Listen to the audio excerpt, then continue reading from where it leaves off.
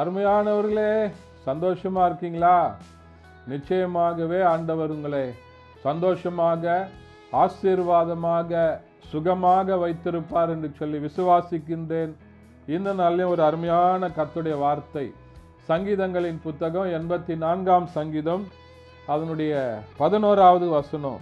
உண்மையாய் நடக்கிறவர்களுக்கு கர்த்தர் நன்மையை வழங்காதிரார் என்று சொல்லி தாவீது சொல்லுகிற காரியத்தை பார்க்கிறோம். உத்தமமாய் நடக்கிறவர்களை கர்த்தர் ஒவ்வொரு நாளும் நன்மையை கொடுத்து அவர்களை ஆசீர்வதித்து பாதுகாப்பதற்கு ஆண்டவர் உண்மையுள்ளவராய் இருக்கிறார்.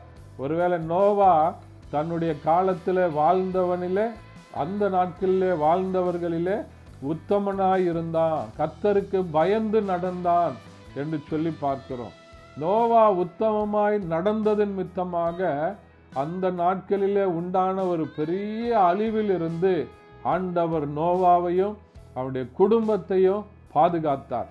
நோவாவின் மூலமாக ஒரு பெரிய புதிய உலகத்தை அவனுடைய குடும்பத்தின் மூலமாக உருவாக்குவதற்கு ஆண்டவர் சித்தம் கொண்டார். ஆகையினால அவருக்கு பயந்து அவருடைய வழிகளில் நம்ம நடக்கும்போது, கர்த்தருக்கு பிரியமாக நீங்க நடக்கும்போது, ஆண்டவர் உங்களுக்கு நன்மையை கொடுக்காமல் இருக்கவே முடியாது.